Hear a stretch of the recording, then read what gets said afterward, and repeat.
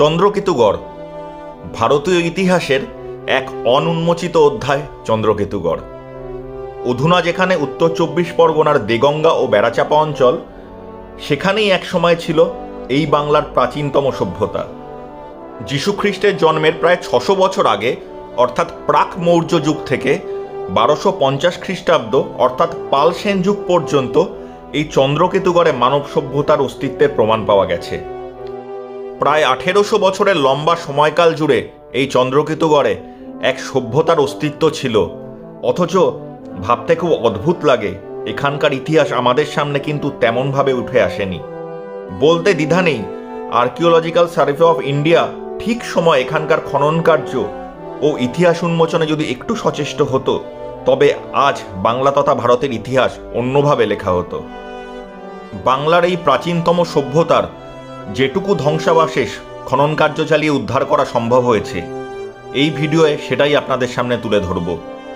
বলবো চন্দ্রকেতুগড়ের ইতিহাস, আরও বলবো চন্দ্রকেতুগড় সম্পর্কিত কিছু লোককথা যা এখানকার স্থানীয় মানুষেরা এক প্রজন্ম থেকে আরেক প্রজন্মে গল্পের আকারে শুনে আসছেন। তো চলুন শুরু করা যাক চন্দ্রকেতুগড়ের গল্প। Hello friends and welcome to a brand new episode of Rudra's travelogue. আজ 24 নভেম্বর 2024, আর আজকে আমি বেরিয়ে যাব চন্দ্রকেতুগড় ভ্রমণের উদ্দেশ্যে। ডে ট্রিপে খুব অল্প সময় কলকাতার খুব কাছে ঘুরে আসা যায় চন্দ্রকেতুগড়। তবে আজকে আমি একাই যাব, কারণ রুশ্মির কাল থেকে ইউনিট টেস্ট, তাই রুশ্মি আর স্মিতা যেতে পারবে না। তো আমি একাই আজকে চন্দ্রকেতুগড় যাব। আমার বাড়ি বারাসাতে এবং আমার বাড়ি থেকে চন্দ্রকেতুগড়ের দূরত্ব 24 কিলোমিটার্স। তো চলুন রওনা হওয়া যাক, যেতে যেতে অনেক গল্প হবে।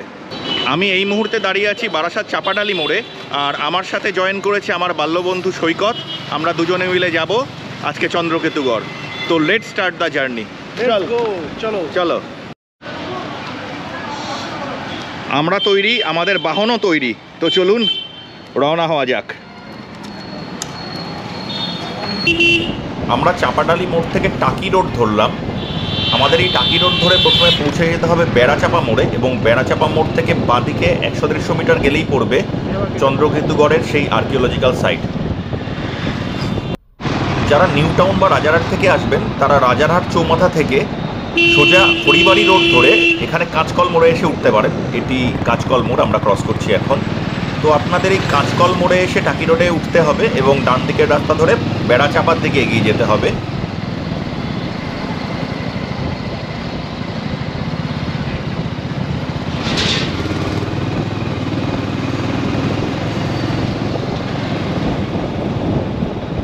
রোড কন্ডিশন কিন্তু বেশ ভালো, খানাখন্দ নেই এই রাস্তায়, গাড়ি চালিয়ে মজা আছে এবং খুব একটা ট্রাফিকও নেই। আমি মোটামুটি 65-র উপরেই চালাচ্ছি, বেশ স্মুথলি গাড়ি চলছে। আমরা বেড়াচাপা মোড়ে এসে পৌঁছেছি। এখান থেকে আমরা বাঁদিকের রাস্তাটি ধরবো এবং এখান থেকে প্রায় 100-150 মিটার চন্দ্রকেতুগড়ের যে আর্কিওলজিক্যাল সাইট। আর এই ডান দিকের রাস্তাটি চলে গেছে গড়ের দিকে, তো সেদিকটা আমরা পরে যাব। আগে আমরা আর্কিওলজিক্যাল সাইটটা দেখে নিই। চলো, বাঁদিকে দেখতে পাচ্ছি চন্দ্রকেতুগড়ের বোর্ড, অর্থাৎ আমরা আর্কিওলজিক্যাল সাইটে পৌঁছে গেছি। আমরা এসে পৌঁছেছি চন্দ্রকেতুগড়ের আর্কিওলজিক্যাল সাইটে। আমার পিছনে দেখতে পাচ্ছেন চন্দ্রকেতুগড়ের বোর্ড লাগানো। তো চলুন, এটা প্রবেশ পথ, ভিতরে প্রবেশ করি এবং পুরো সাইটটি আপনাদের ঘুরিয়ে দেখাবো। আমরা প্রবেশ করছি চন্দ্রকেতুগড় আর্কিওলজিক্যাল সাইটে। এই জায়গাটি আর্কিওলজিক্যাল সার্ভে অফ ইন্ডিয়া দ্বারা রক্ষণাবেক্ষণ করা হয়। এখানে আর্কিওলজিক্যাল সার্ভে অফ ইন্ডিয়ার বোর্ডও টানানো আছে এবং এই জায়গাটির নাম খনামিহিরের ঢিপি নামে পরিচিত।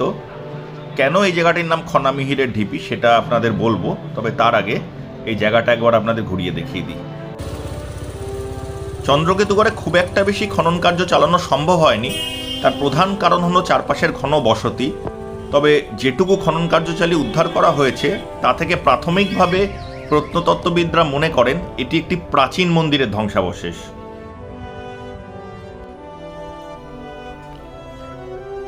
সেই সময়কার এই ইঁটের স্ট্রাকচারগুলো একটু দেখুন। আজকে আমরা যে ইঁট ব্যবহার করি তার থেকে কিন্তু এই ইঁটের স্ট্রাকচার অনেকটাই আলাদা। এখানে রাস্তা করা আছে, সেই রাস্তা দিয়ে আমরা এগিয়ে যাব। এই আর্কিওলজিক্যাল সাইটটির রক্ষণাবেক্ষণের অভাব কিন্তু আমি স্পষ্ট লক্ষ্য করছি। এখানকার ইঁটে অনেক জায়গায় শ্যাওলা পড়ে গেছে, তো রক্ষণাবেক্ষণে অবশ্যই আরও অনেক বেশি যত্নশীল হওয়া উচিত ছিল। এখানে খনন কার্য চালিয়ে মন্দিরের যে স্ট্রাকচারটি উদ্ধার করা সম্ভব হয়েছিল সেটাই আমি এখন আপনাদের দেখাচ্ছি। এবার আপনাদের বলি এই আর্কিওলজিক্যাল সাইট কি করে উদ্ধার করা সম্ভব হলো। 1906 সালে তৎকালীন ইংরেজ সরকার বারাসাত থেকে দেগঙ্গা পর্যন্ত রাস্তা খননের কাজ শুরু করে। রাস্তা তৈরির সময় খনন কার্যে বিভিন্ন রকম প্রত্নতাত্ত্বিক বস্তু উদ্ধার হতে শুরু করে। সেটা দেখে এখানকার তৎকালীন এক বিখ্যাত চিকিৎসক Taraknath Ghosh archaeological survey of ইন্ডিয়াকে একটি চিঠি দেন এখানে প্রত্নতাত্ত্বিক একটি ভিজিটের জন্য। আর্কিওলজিক্যাল সার্ভে অফ ইন্ডিয়া এই অঞ্চল ভিজিট করেন এবং এটা স্বীকার করে নেন এখানে এক প্রাচীন সভ্যতার ধ্বংসাবশেষ পাওয়ার প্রবল সম্ভাবনা আছে, কিন্তু কোনো অজ্ঞাত কারণে সেই সময় খনন কার্য শুরু হয়নি। পরবর্তীকালে বিখ্যাত প্রত্নতত্ত্ববিদ রাখাল দাস বন্দ্যোপাধ্যায় 1909 সালে এই আর্কিওলজিক্যাল সাইট যেখানে আজকে এই জায়গাটি ভিজিট করেন এবং তিনি বিশ্লেষণ করেন এখানে এক প্রাচীন সভ্যতার পাওয়ার অসীম সম্ভাবনার কথা। কিন্তু তখনও মহেঞ্জোদড়ো সভ্যতা আবিষ্কার হয়নি, রাখাল দাস তরুণ ছিলেন, তাই তার কথায়ও এখানে খনন কাজ করা শুরু হয়নি। পরবর্তীকালে 1920 সালে বাসুমতী পত্রিকায় রাখাল দাস বন্দ্যোপাধ্যায় একটি লেখা লেখেন এবং সেই লেখার সূত্র ধরেই এখানে পরবর্তীকালে স্বাধীনতার পরে খনন কাজ চালানো হয়। 1956-57 সালে আশুতোষ সংগ্রহশালার উদ্যোগে এবং রাখাল দাস বন্দ্যোপাধ্যায় সেই বাসুমতী পত্রিকা যে লেখা বেরিয়েছিল তার সূত্র ধরে এখানে খনন কাজ চালানো শুরু হয় এবং 1966-67 খ্রিস্টাব্দ পর্যন্ত এই খনন কাজ চালানো হয় এবং এই যে ধ্বংসাবশেষ প্রাচীন সভ্যতার সেটি উদ্ধার করা সম্ভব হয়েছিল। যদিও খুব অল্প জায়গা খনন কাজ চালানো হয়, কারণ ততদিনে চারপাশে তৈরি হয়েছিল ঘন বসতি, ফলে বেশি খনন কাজ এখানে চালানো সম্ভব হয়নি। এখানে কিন্তু খনন কাজ চালিয়ে প্রচুর মূল্যবান সামগ্রী উদ্ধার করা হয়েছে। তার মধ্যে অন্যতম সোনা এবং রূপোর মুদ্রা বানানোর ছাঁচ, বিভিন্ন পোড়ামাটির দ্রষ্টব্য জিনিস, হাঁড়ি কলসি এবং বিভিন্ন লিপি উদ্ধার হয়েছিল যা মূলত ব্রাহ্মী লিপি। খনন কার্য শুরু করতে যে 50 বছর দেরি হলো, এই সময়কালে কিন্তু চারপাশে প্রচুর বাড়িঘর তৈরি হয়েছে এবং বাড়িঘর তৈরির সময় প্রচুর প্রত্নতাত্ত্বিক সামগ্রী নষ্ট হয়েছে এবং কিছু কিছু ব্যক্তিগত সংগ্রহ আছে এখানকার সাধারণ মানুষদের। কিরে, এখানে এসে তোর উপলব্ধি কি? এখানকার উপলব্ধি দারুণ। ঐতিহাসিক স্থানে আসলে ভীষণ ভালো লাগে এবং এটা একটা উত্তর 24 পরগনার একটা দ্রষ্টব্য স্থান। যদি এটা পুরোপুরি উন্মোচিত হতো তাহলে ভারতবর্ষের একটা নতুন অধ্যায় উন্মোচিত হতো ঐতিহাসিক দিক থেকে, কারণ এই জনপদটা বহু প্রাচীন এবং এটা মধ্যযুগীয় জনপদ। এখানে যদি খনন কাজে আর্কিওলজিক্যাল সার্ভে অফ ইন্ডিয়া ঠিক সময় যত্নবান হতেন তবে কিন্তু ইতিহাসের এক অন্য অধ্যায়ে আবিষ্কার করা সম্ভব হতো, যেটি দুঃখের বিষয় সম্ভব হয়নি। এবার আপনাদের বলি এই জায়গাটির নাম খনামিহিরের ঢিপি কেন। বরাহমিহির ছিলেন বিক্রমাদিত্যের নবরত্ন সভার অন্যতম নবরত্ন। তিনি ছিলেন এক বিখ্যাত ভূগোলবিদ, গণিতজ্ঞ, দার্শনিক এবং জ্যোতির্বিজ্ঞানী। সেই বরাহমিহিরের পুত্র মিহিরের সাথে বিয়ে হয়েছিল এক মহীয়সী নারীর, তার নাম ছিল খনা। খনার বচন আজও গ্রাম বাংলার মানুষের মুখে মুখে প্রচলিত। তো খনা এবং মিহির এই চন্দ্রকেতুগড়ে বসবাস করতেন বলে একটি ঐতিহাসিক মতে বলা হয়। তাদের স্মৃতির উদ্দেশ্যে এই জায়গাটির নাম রাখা হয়েছে খনামিহিরের ঢিপি। খনা ছিলেন এক বিখ্যাত জ্যোতিষী এবং ভৌগোলিক। তিনি কিন্তু খুব সহজ সরল ভাষায় মানুষের দৈনন্দিন সমস্যার সমাধান করতেন এবং তার বচন প্রচণ্ড বিখ্যাত ছিল। বিশেষ করে তার বচনে কৃষিকার্যে কৃষকরা অনেক উপকৃত হয়েছিলেন। খনার কয়েকটি বিখ্যাত বচন যেমন মঙ্গলে উষা বুধে পা, যথা ইচ্ছা তথা যা, বা চাষবাস সংক্রান্ত তার বচন 16 চাষে মূলা, তার অর্ধেক তুলা, তার অর্ধেক ধান, বিনা চাষে পান ইত্যাদি বচন আজও কিন্তু মানুষের মধ্যে জনপ্রিয়। তো খনা ধীরে ধীরে বরাহমিহির থেকে জনপ্রিয় হতে শুরু করলেন এবং বরাহমিহিরের সাথে তার মতানৈক্য হতে শুরু করে। সেই জন্য বরাহমিহির তার প্রতি আক্রোশ জন্মায় এবং খনার জিভ কেটে নিয়েছিলেন। তবে এটা সম্পূর্ণ লোককথা, এর ঐতিহাসিক ভিত্তি আমরা জানি না। এখানকার বাতাসে কান পাতলে যেন ইতিহাস ফিসফিস করে কথা বলে। তো এই খনামিহিরের ঢিপি আমাদের খুব ভালো লাগলো, তবে যারা ইতিহাস নিয়ে খুব একটা আগ্রহী নন তাদের কিন্তু এখানে আসলে তেমন ভালো লাগবে না। তো ইতিহাস নিয়ে যদি আগ্রহ থাকে তবেই কিন্তু আপনাদের চন্দ্রকেতুগড় ভালো লাগবে। এবার আমরা এখান থেকে বেরিয়ে যাব এবং আমাদের পরবর্তী গন্তব্য চন্দ্রকেতুগড়ের যে গড়, গড় কথার অর্থ দুর্গ, তো চন্দ্রকেতু রাজার যে গড়, সেই গড় যেখানে ছিল সেই অঞ্চল আমরা এখন যাব এবং আপনাদেরও দেখাবো। খনামিহিরের ঢিপি দেখে আমরা এগিয়ে যাচ্ছি গড়ের দিকে, এখান থেকে 1.5-2 কিলোমিটার মতো। আমরা এখন হারোয়া রোড ধরে এগিয়ে চলেছি, এরপর আমাদের বাঁ দিকে নেমে যেতে হবে এবং গ্রামের রাস্তা ধরতে হবে। হারোয়া রোড থেকে আমরা চন্দ্রকেতুগড় রোড ধরলাম, এখন চন্দ্রকেতুগড় রোড ধরে আমরা গড়ের দিকে এগিয়ে যাচ্ছি। গ্রাম্য পথ পেরিয়ে আমরা চন্দ্রকেতুগড়ে পৌঁছে গেছি।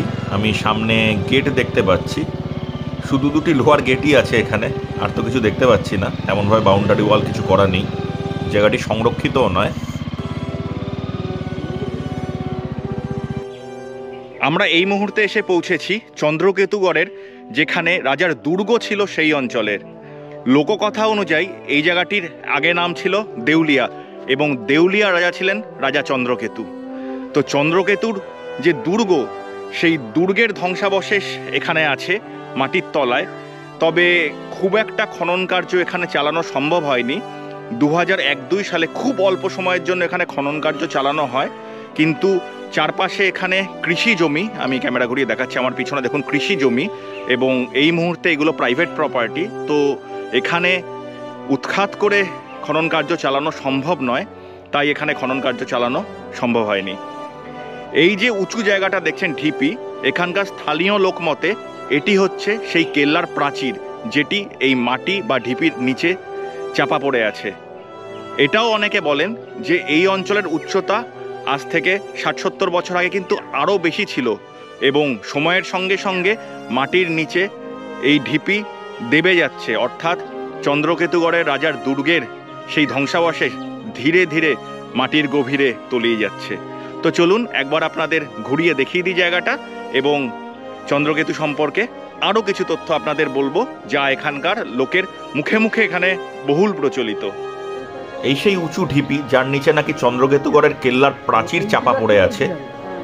জায়গাটা কিন্তু সংরক্ষণ তেমনভাবে করা হয়নি, খনন কার্য মাত্র একবার চালানো হয়েছিল। মানুষের এখানে অবাধ প্রবেশ, তবে বাইরে একটা বোর্ড আছে দেখলাম পিকনিক করা নিষিদ্ধ। পিকনিক করা নিষিদ্ধ হলো, লোকের কিন্তু এখানে অবাধ অনুপ্রবেশ। জায়গাটির কোনো সিকিউরিটি নেই, ইভেন যেটা সবথেকে বেশি অদ্ভুত লাগলো, কোনো সিকিউরিটি গার্ডও নেই। তো আর্কিওলজিক্যাল সার্ভে অফ ইন্ডিয়া এই জায়গার প্রতি একদমই হাল ছেড়ে দিয়েছে আমার যা মনে হলো দেখে।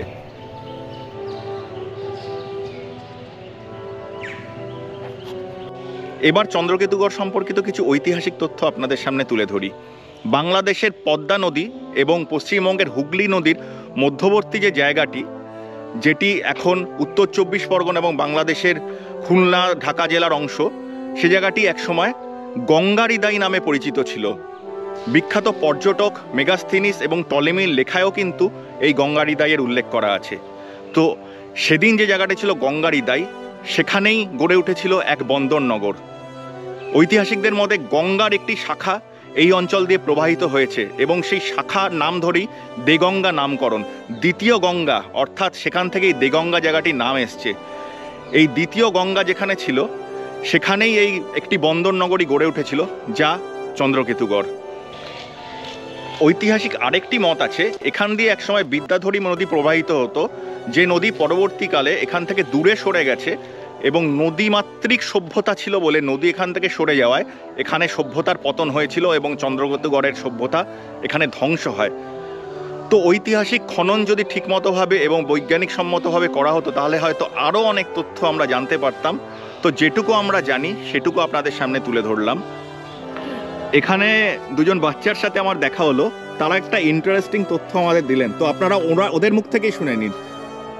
এখানে অনেক পুঁথি পাওয়া যায়, বৃষ্টি হলে অনেক পুঁথি উঠে আছে মাটির তলা থেকে। তো সেই পুঁথিগুলো কি করিস? বিক্রি করি। কোথায় বিক্রি করিস? আশেপাশে অনেকে কেনে। অনেকে সেই পুঁথি কেনে। মোটামুটি কত টাকায় বিক্রি হয় পুঁথি? 500, 600, 1000। 500, 600, 1000 টাকায় পুঁথি বিক্রি হয়। বড় পুঁথি হলে 5 লাখ। বড় পুঁথি 5 লাখেও বিক্রি হয়েছে। কে বিক্রি করেছে সেই পুঁথি? সেই পুঁথি ওই ঘরের দিকে বাড়ি, এই শানপুকুরের দিকে একটা লোক পেয়েছিল, 5 লাখ টাকায় বিক্রি করেছে।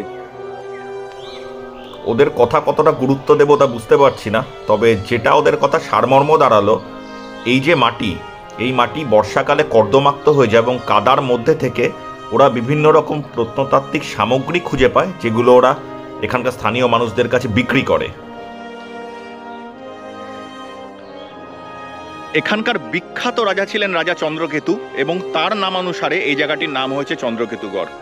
তো রাজা চন্দ্রকেতু সম্পর্কিত একটি লোককথা কিন্তু এখানকার স্থানীয় মানুষের মধ্যে খুব জনপ্রিয়। এবার আমি সেটা আপনাদের সামনে তুলে ধরব। আজ যেখানে চন্দ্রকেতুগড়, একসময় এই জায়গাটির নাম ছিল দেউলিয়া এবং এই দেউলিয়া রাজা ছিলেন রাজা চন্দ্রকেতু। আমি যেখানে দাঁড়িয়ে আছি এখানে ছিল রাজা চন্দ্রকেতুর দুর্গ এবং যে দুর্গের যে প্রাচীর, সেই প্রাচীরের উপর আমরা এখন দাঁড়িয়ে আছি।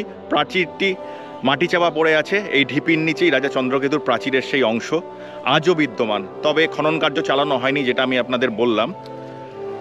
এবং রাজা চন্দ্রকেতুর আমলে এখানে সৌদি আরব থেকে একজন পীরের আবির্ভাব হয়েছিল, যার নাম পীর গোড়াচাঁদ। তো পীর গোড়াচাঁদের সঙ্গে চন্দ্রকেতুর বিভিন্ন বিষয়ে মতানৈক্য হতে শুরু করে। পীর গোড়াচাঁদ ছিলেন মুসলিম ধর্মাবলম্বী এবং হিন্দু রাজা চন্দ্রকেতুকে তিনি মুসলিম ধর্ম গ্রহণ করার জন্য জোর দিতে শুরু করেন। তার ফলে পীর গোড়াচাঁদের সঙ্গে চন্দ্রকেতুর বিভিন্ন ব্যাপারে দূরত্ব বাড়ে এবং মতানৈক্য হতে শুরু করে। পীর গোড়াচাঁদ ছিলেন কিছু অলৌকিক শক্তির অধিকারী। এই যে জায়গাটির নাম বেড়াচাপা, এই জায়গাটির নাম বেড়াচাপা কী করে হয়েছে জানেন? এখানকার স্থানীয় লোকেদের মতে এই যে প্রাচীর যার উপর আমরা দাঁড়িয়ে আছি, এই প্রাচীরের উপর বা বেড়ার উপর পীর গোড়াচাঁদ মন্ত্র বলে নাকি চাপা ফুল ফুটিয়েছিলেন, সেই থেকে এই জায়গাটির নাম বেড়াচাঁদ। যদিও গল্প কথা শুনতে বেশ ভালোই লাগে। তো পীর গোড়াচাঁদের সঙ্গে চন্দ্রকেতুর সম্মুখ সমর হয় এবং পীর গোড়াচাঁদ চন্দ্রকেতুকে হত্যা করেন এবং এই চন্দ্রকেতুগড়ে চন্দ্রকেতু রাজার সাম্রাজ্যের পতন হয়। পীর গোড়াচাঁদের সমাধি কিন্তু নিকটবর্তী হাড়োয়ায় আজও বিদ্যমান। এটাই এখানকার প্রাচীন লোককথা, তবে সত্যি মিথ্যে আমরা জানি না। এটা এখানকার লোকেরা বংশ পরম্পরায় এক জেনারেশন থেকে আরেক জেনারেশন পর্যন্ত শুনে আসছেন এবং সেটাই আমি আপনাদের সামনে শেয়ার করলাম। ইতিহাসের সব কিছু তো জানা সম্ভব নয়, কালের গহ্বরে তলিয়ে গেছে কত সত্য যা আমরা জানতে পারিনি এবং চিরদিন অজানা থেকে যাবে। তো সেই অপ্রাপ্তি নিয়েই আমরা চন্দ্রকেতুগড় থেকে ফিরে যাব। তবে যাওয়ার পথে চন্দ্রকেতুগড় সংগ্রহশালাটা একবার দেখে নেব। এখানে প্রাপ্ত বহু জিনিস নাকি চন্দ্রকেতুগড় সংগ্রহশালায় রাখা আছে। আমরা এই মুহূর্তে এসে পৌঁছেছি চন্দ্রকেতুগড় মিউজিয়াম দেখতে। তো চলুন ভিতরে প্রবেশ করি এবং চন্দ্রকেতুগড় মিউজিয়াম দর্শন করি। মিউজিয়ামের ভিতরে ভিডিওগ্রাফি এবং ফটোগ্রাফি নিষিদ্ধ, তাই ভিতরের কোনো ভিডিও বা ফটো দেখাতে পারবো না। বেরিয়ে আপনাদের সাথে আবার কথা হবে।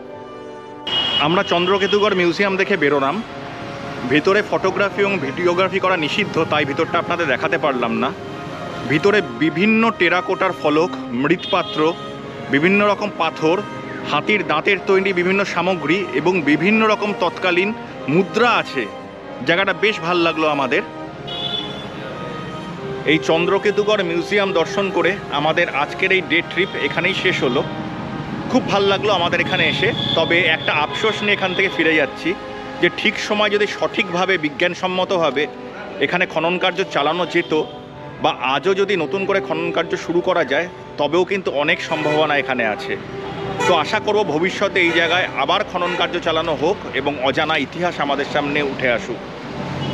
আজকের ভিডিওটা এখানেই শেষ করছি। যদি আপনাদের এই ভিডিওটি ভালো লেগে থাকে তবে চ্যানেলটি সাবস্ক্রাইব করে এবং ভিডিওটি লাইক এবং শেয়ার করে আমাদের পাশে থাকার অনুরোধ রইল। আবার দেখা হবে আরেকটি বেড়াতে যাওয়ার গল্প নিয়ে। ততক্ষণের জন্য গুড বাই।